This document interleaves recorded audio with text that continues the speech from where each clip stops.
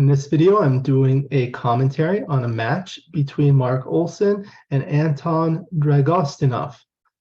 This is a 9-point match. This is from Mate Feher's YouTube channel, Backgammon News.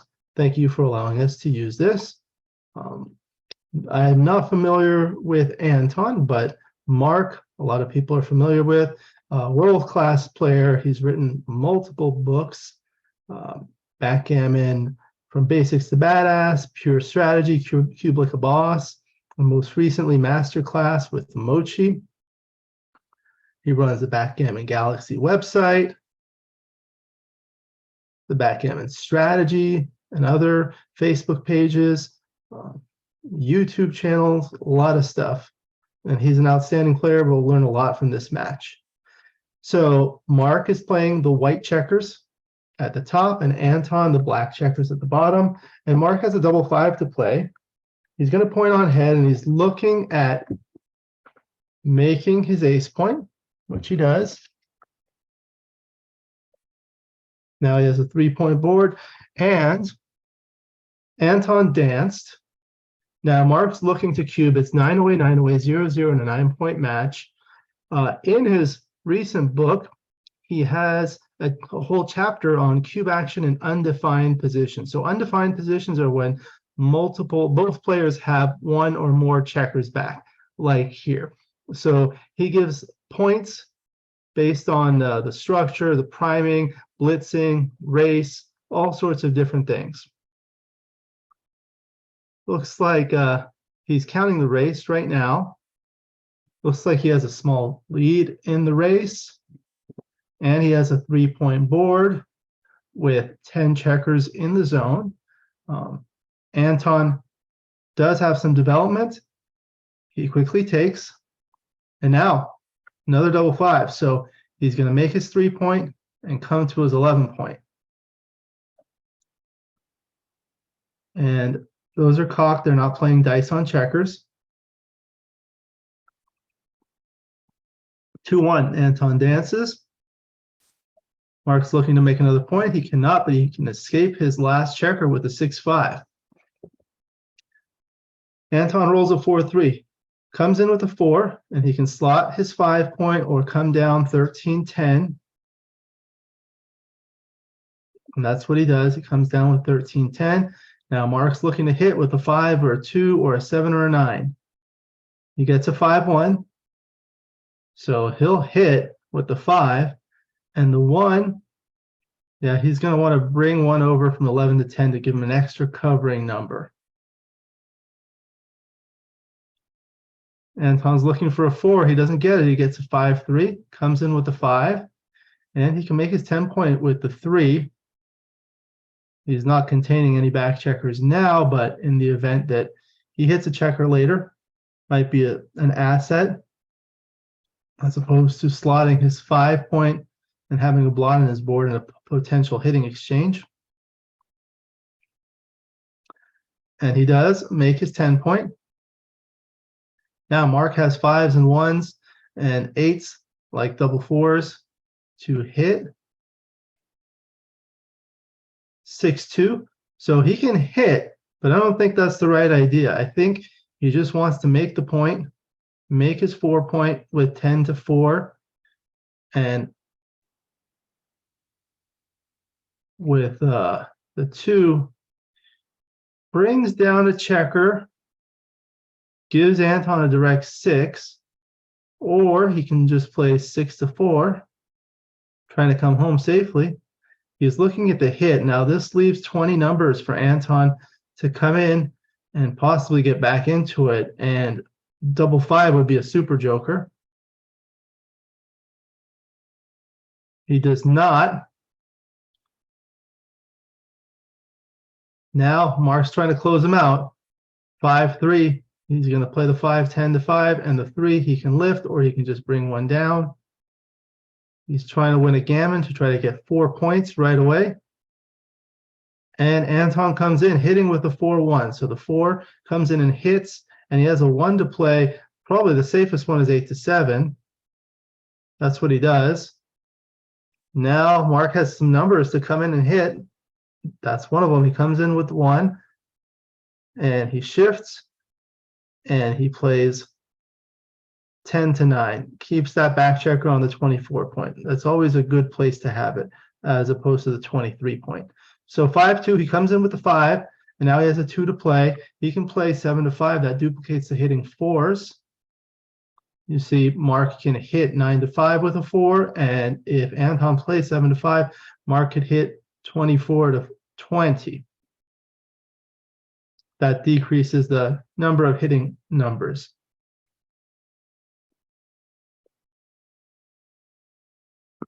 And he does get a 4-1. 4-1, he can point on head, close the board.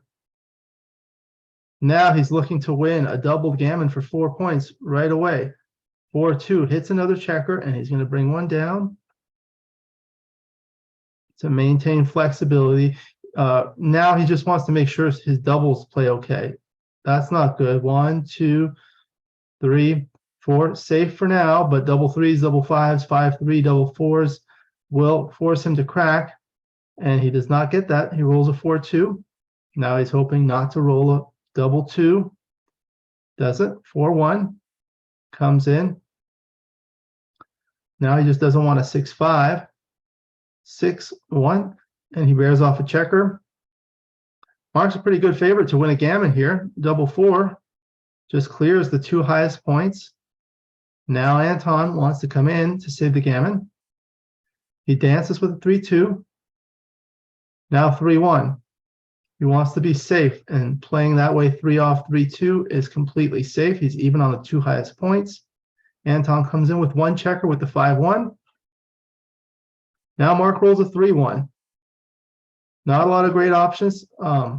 That's fine. He's trying to get Anton to come in. Now 6-5, 6-4, 6-3, 5-4, 5-3, and 4-3. Leave a shot. 6-4 is one of them. Leaves a shot. Now Anton wants a 3. He gets it with a 6-3, so he comes in, hits with the 3.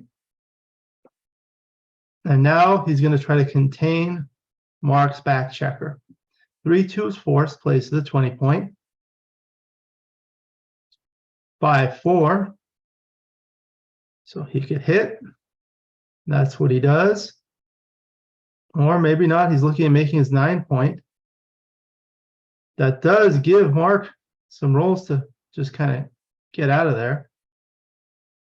Like 6s, 6-3, 6-4, 6-5, double 6.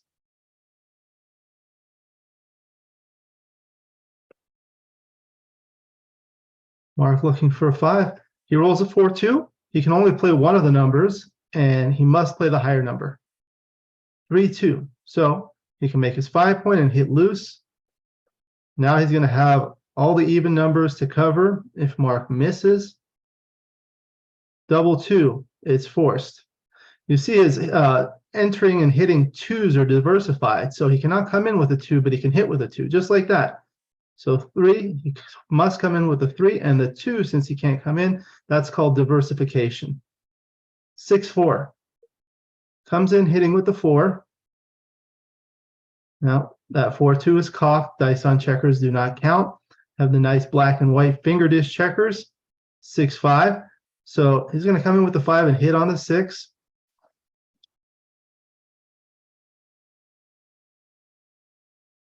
Five 1 comes in with the 1. And that's a 5-3. You cannot cover.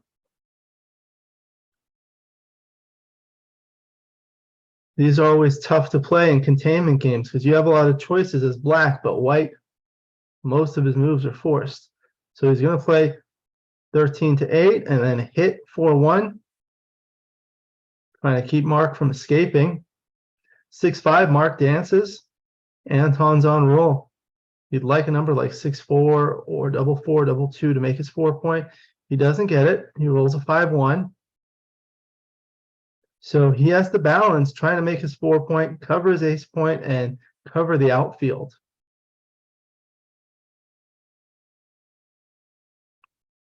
So there, that's what he does. Now it gives him a double 5 to make the bar, make his bar point. Marc dances with a 6-3, double 1.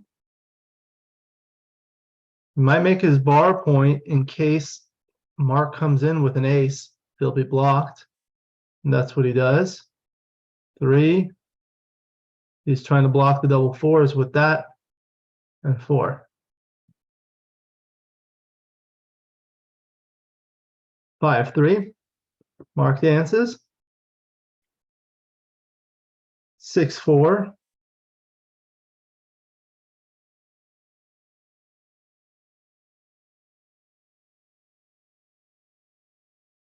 There, that blocks us 6-4. 2-1. He may not hit because he has to come in with a 2. He doesn't have a legal 2. 5-3. He's trying to make his 8-point to block white in, and he's looking at hitting loose, leaving 2 blots. He doesn't love leaving those 2 blots there because that's not a point that he wants to make, but he's forced to do it, and Marc dances with a 6-5, and that looks like a 6-2. There's a bit of a glare. He's able to cover his 2-point. Double 4. So that's forced. It's a good thing Anton had blocked the double fours there. Double 2. So he hits.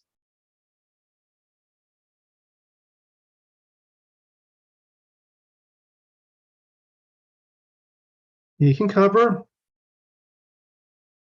Or he can play like that. That gives him the double 4. 5-1 comes in and hits. Anton still has Marc primed in. Now 6-5.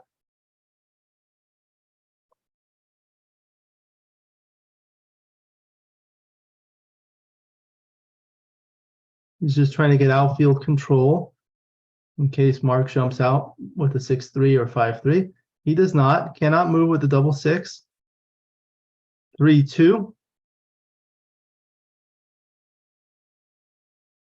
He shouldn't make his 4-point. 3-2 coming out like that. I might have just played to the 13-point, giving 6s, 5s, and 4s to bear on the 8-point. 3-2. He's going to try to make that point possibly, or he can move 20 to 15, giving even more outfield coverage.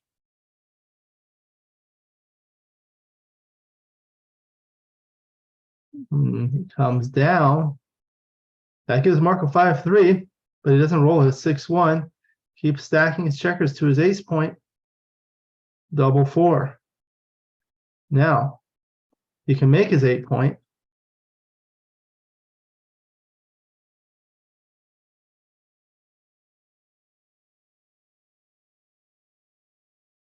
Or he could do that and give himself lots of numbers to cover his to make his 4-point.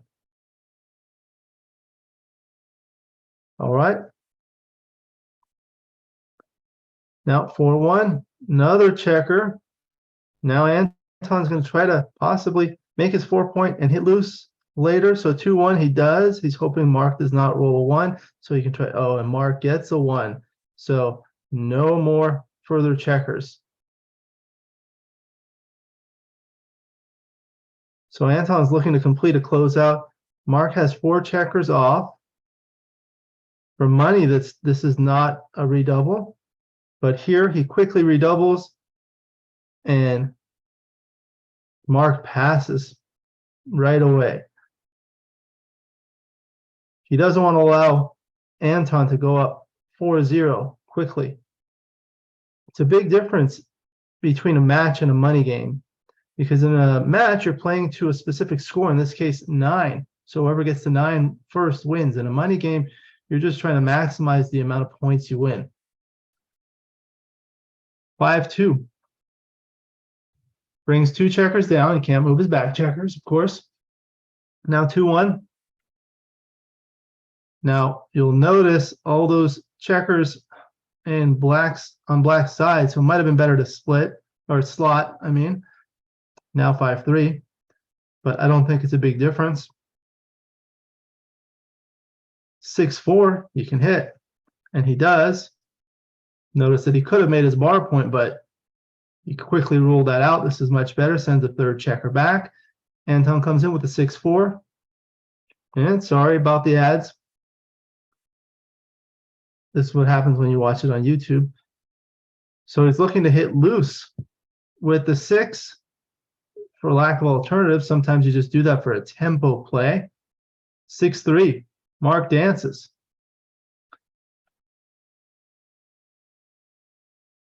Not quite a double yet. He has too much work to do. He can cover and split his back checkers.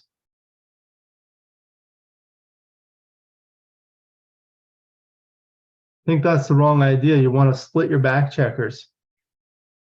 5-2. Comes in with the 5 and makes his 11 point with the 2. Now Anton can hit with 2s and 3s and 1s. 6-2, he can hit twice, or he can make his 18 point, but this is much better. Puts 2 on the bar against the 3-point board, but Marc comes in right away with a 6-5, bringing in 1 checker.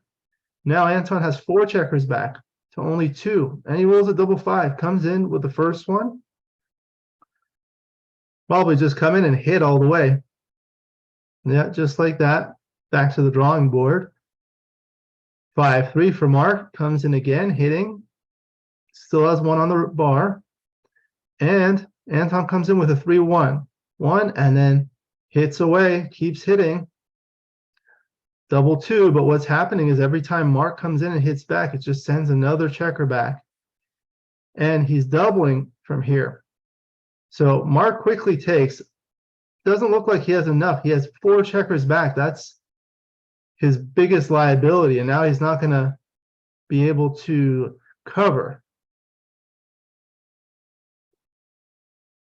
That's 2, and he makes his ace point. Now he has an overextended position with 3 on his 24 point and his ace 2 and 3 points made. That's not a great position to be in because the checkers are all disconnected. The 5 back checkers for black are all disconnected from the rest of the army. Whereas white has full outfield control, and now he comes in with a 4-3. 4-2. He's going to hit with the 4. Now you can see the problems. It's nice to hit and put 2 on the bar, but there's nothing to cover it. Only double 5 would cover it. And it's not even going to be available because he's going to have to play 20 to 18. 4-3, Marc comes in with a 4.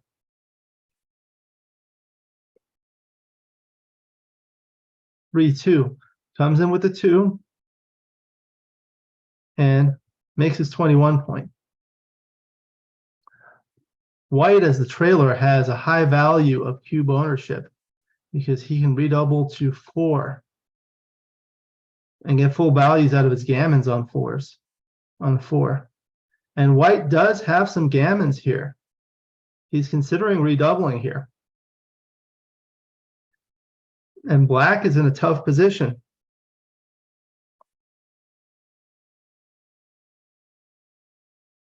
Most people wouldn't even think about doubling from the bar against the 4-point board, but Marc, one of the best players in the world, considers it. One of the things I've learned, I don't remember what book I read it in, but they say every turn is a cube decision. So every time you're on roll and you have cube access, it's a cube decision. So never forget that. Always look at that possibility. If Marc comes in with a 4-1 or a 5, he's in really good shape. And even if he doesn't, it's going to be a while before Anton covers his 5-point.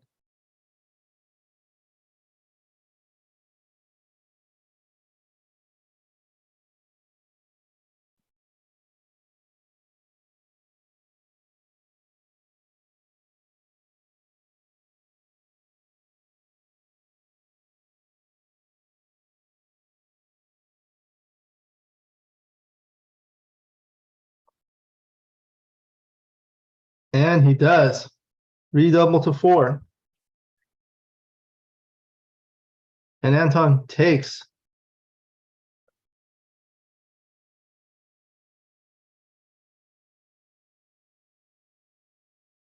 6-1, Marc dances. 6-3. Might just want to bring one down from the 18 point to the 9 to possibly give a covering number.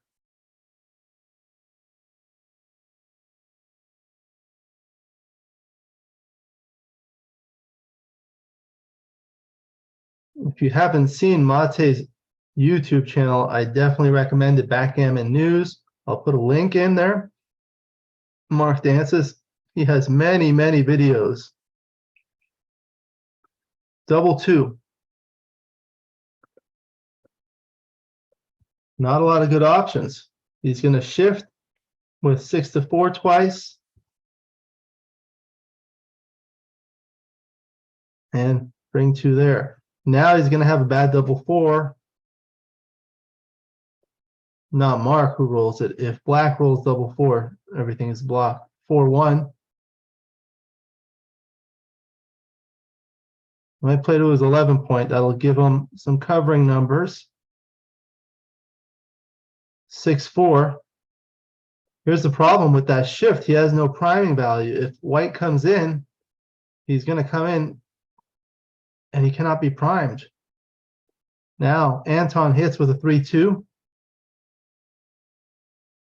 Marc comes in with a double 5. Great roll. Comes in with 2, and he can either play 20-15 or make his ace point. He chooses the former, or at least he's looking at it. That gives him some good coverage for the outfield, for that blot. Now, black comes in with a double 5, 1. And he might want to cover his 16 point, or does he want to make his 6 point? He can make his 6 point and have a 5 point board from 16 to 6. So the first one was forced. I think that's what I do. Having a 5 point board is a solid asset when you're trying to bring those checkers home and there may be a hitting exchange.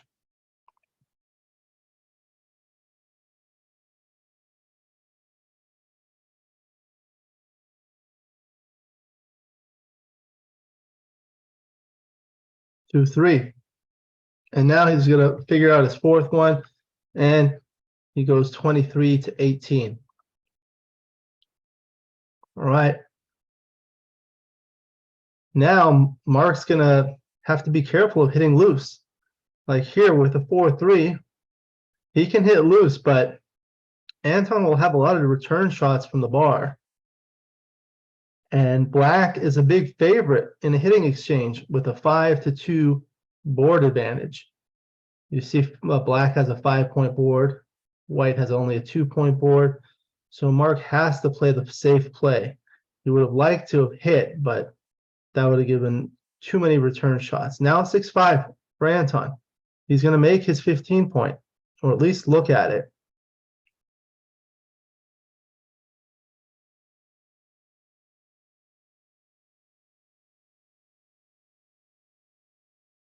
Now 6-2.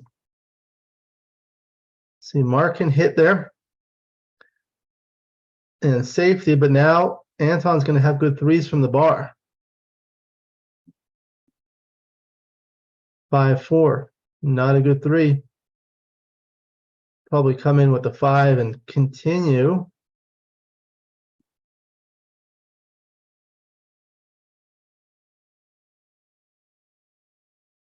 That's what he does.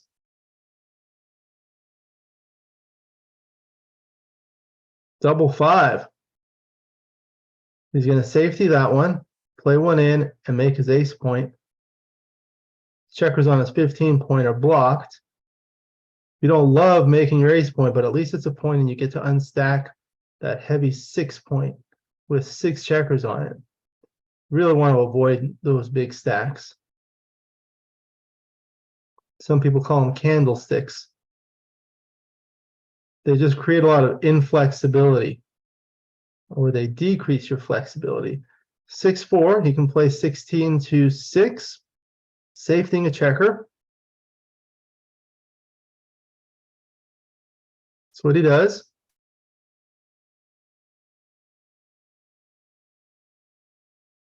Five, 3.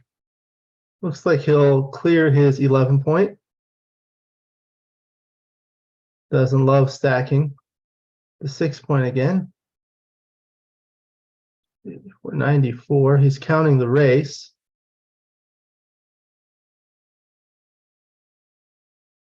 $108 for black. So white is still down. 14 pips. Double two. Can't move his back checker, so he's just gonna do that a little further. There you go. That's legal.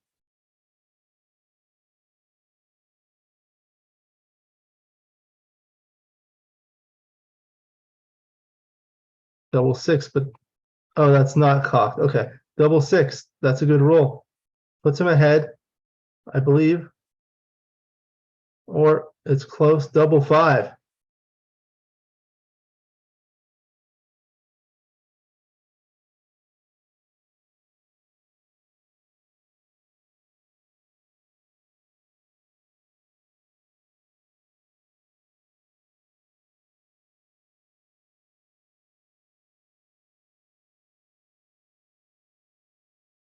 What's white's up 10 pips, 70 to 80. 6-5 brings in two checkers. Now it's a race. Marc does have those gaps on his 5 and 4 point, which is not good for the Baron. Black's going to want to fill in that gap on his 5 point. He chooses not to. That might cause him some problems. 3-2. He'll come in with the 3, fill in that gap, and bear off a checker. 3-2. 2, and comes in 3, fills in that gap. 6-4. Marc's looking to take a 4-2 lead, which would be 5 away, 7 away. I always mention that the away score is more important than the absolute score. Here the match is to 9, and the absolute score is 2-0 in favor of black. Anton, but Anton is 7 away from his goal of 9 points. Marc is 9 away, so it's 7 away, 9 away. Now 3-2, he fills in the gap, plays to his 6 point. Nope. 60 pips for black. One day I'll teach people a lesson on how to count pips quickly. Full board with is 42 checkers and 18 on top of that is 60, double 5. 4-1.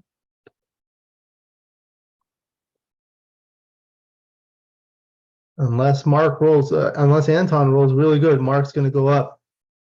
4-2, 5 away, 7 away. And he concedes.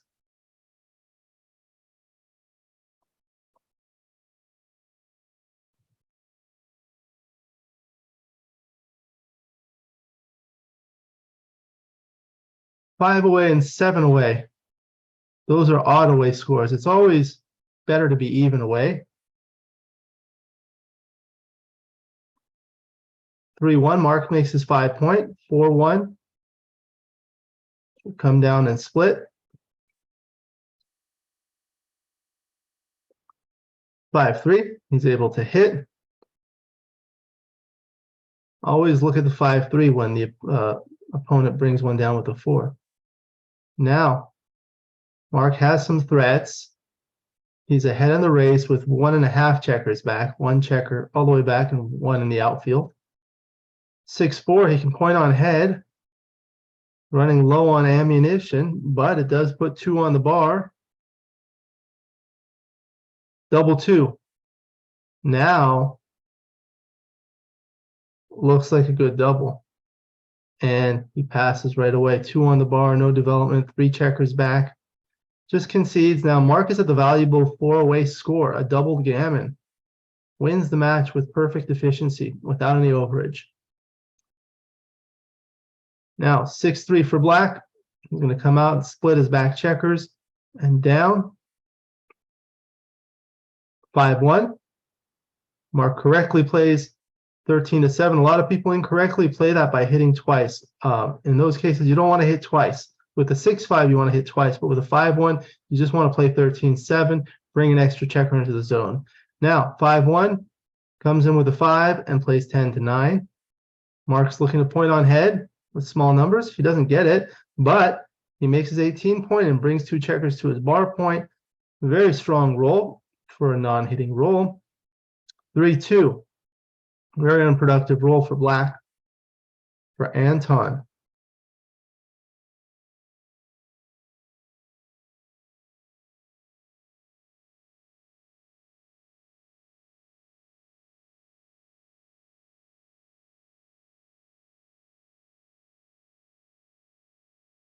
He's thinking about the possible cube. Marc's probably counting the race here.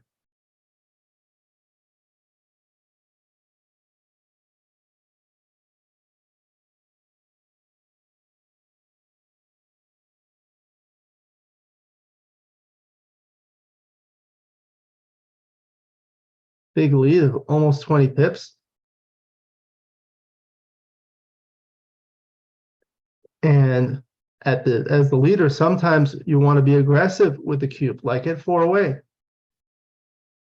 Because if you have a one-way gammonish position where one player is winning more gammons, like here, where white has the initiative, he can attack. If he wins a double gammon, he wins the match, just like that. So he doubles, hoping to do that.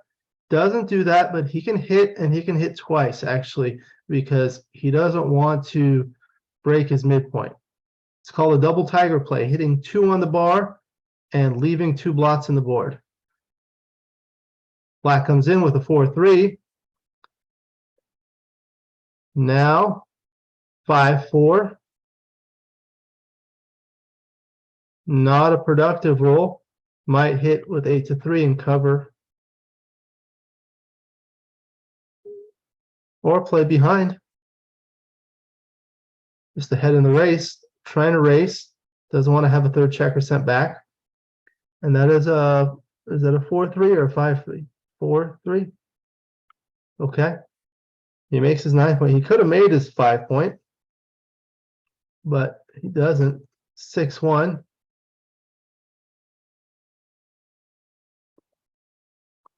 Not a productive roll. Plays 8-2, and he doesn't really have a good ace.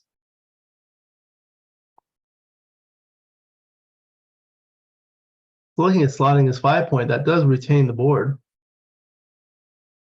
Now he's looking at 13-7. Does give a direct ace shot, which is duplicated, but leaves a blot in his board. And he can also hit with 6-3, 5-4, and 6-4. But it's hard for him to hit and cover. So with the 5-4, he can hit from 21-13.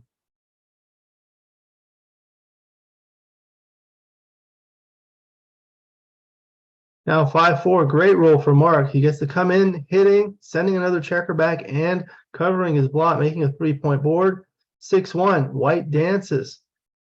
Black dances. Now white has the initiative. 5-3, great roll for Marc.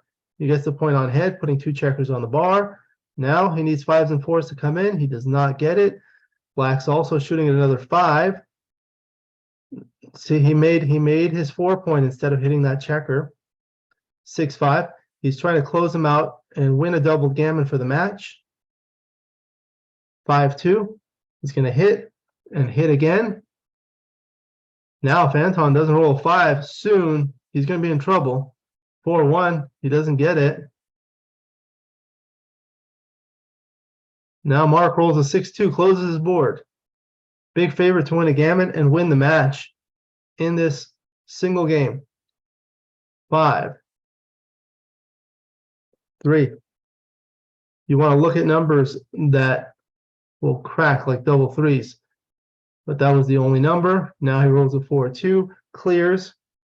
Might want to start thinking about pre-clearing his 6 point. That's nice. It saves, makes it safe if he rolls a double 6, 6 and a 5. 6-5 is going to come in with a 5, bear off with the 6. Double 1. He's going to pre-clear, clear his 6 point, leaving those 4 checkers on there. That makes it completely safe.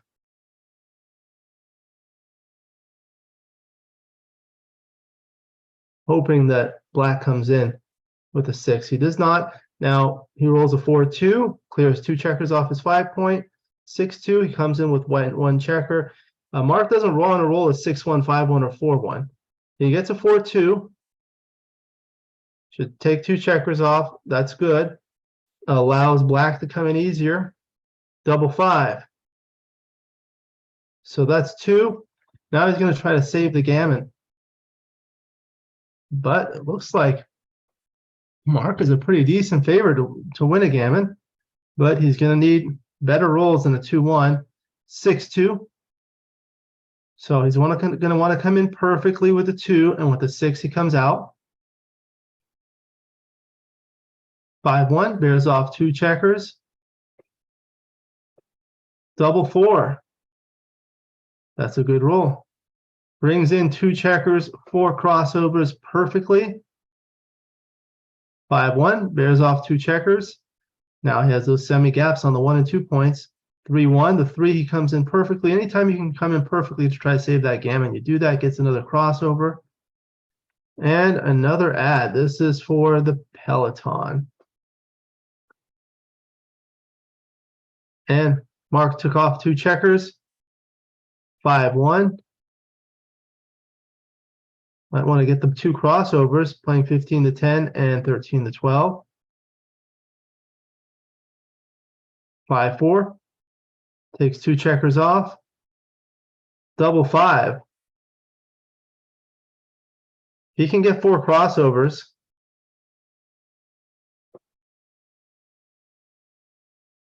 And now a double 6 would save him if Marc doesn't roll a double 2 or better. Marc rolls a 5-1. Now Anton needs a double 6 to save the gammon. Oh, that's it. He concedes. Good match. Congratulations to Marc. Now we'll look at some positions. This was the first position where Marc was looking to double. It turns out it was a double and a pretty easy take. So again, he had a strong position, a 3-point board, 10 checkers in the zone. So he has some checkers here to attack with. He does still have 2 checkers back. However, black only has 1 checker back. He has a 2nd point in his board. And with the deep points made, if black comes in, he's not going to be primed very easily. So that makes it a double and a take. Next one. This is where black had a 5-1, or Marc had a 5-1 to play. So a lot of people hit and continue, which is an error here. Here you want to go for the gammon. You have a 4-point board as white versus a 2-point board. You're a favorite in a hitting exchange. You want to hit and bring that checker in. So it bears on the 4-point. So 6s can cover. Next one was a 6-2. This is the one where he could have hit. Turns out that's what he did. That wins more gammons by a lot, but also loses more gammons, and it wins fewer games. Here, the best play was just to cover, and playing safe with 6-4 was actually tied, virtually tied with 13-11. So hitting did give black 20 numbers to hit, and that's a lot. That's a lot. It's a little bit unnecessary of a risk without enough of a reward. Here's the next position. Now we're going to look at some of the containment positions with the 5-3. This was a hard one. I don't remember what he did, but I think he came out 22-17 and 13-10. Just blocks that 6-3. When you do that, it blocks the 6-3. And actually, if he were to roll a 6-3 here, he could not hit because he would be forced to play the 6. So that's a nice play there. Now with the 5-4, he correctly hit 14-5, making the 9-point would have been an error. And then believe in this last position there should have been one more checker off, but it doesn't make much of a difference. Here with the 5-3, now the best play, it's basically tied between 13-8 and 13-10. So that blocks the 6-1. Next position here. It's a redouble and a pass. So here, Anton owned the cube at 2, and he was looking at redoubling. If he does redouble, he has a chance to get 4 points on the board to go up 4-0, 5 away, 9 away, which is a commanding lead in a 9-point match. For money, it's not quite a double yet. And we'll take a look. This is the kind of major differences you see between a money game and a match. So this is the same position, but now it's a money game. Oh no, wait a minute. Where are we? Oh, here we go. No, this one's still in a match, but now white has taken off an extra checker. So this was the original position, and here's a variant where white has one more checker off, and now it's not a redouble. Look at that big difference with just one checker. Now 4-1 for black. He's leading 2-0, owning the cube, 7 away, 9 away. The 4, he correctly played 6-2 to cover, but this position was actually a little wrong. This should be back on the 21 point. Looks like the position was rolled out wrong. This should have been back, but I think he should have split from 24 to 23 instead of going 21 to 20. Yeah. All right, so here is the next position where black is on roll. Believe he redoubled here, and it's not close to a redouble here, especially as the leader, because if you redouble to 4 and white turns it around and redoubles to 8,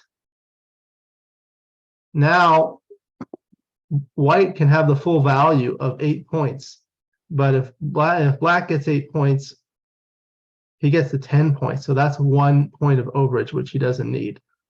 So the cube ownership is very important in these types of situations.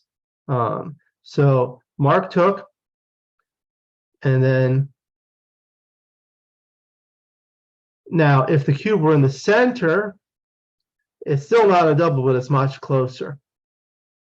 That's how big of a difference it makes when it's an initial double versus a redouble. Just because it's going from 2 points to 4 points or 1 point to 2 points in terms of the value of the cube, that makes a big difference. You're getting much closer to your goal of 9 points.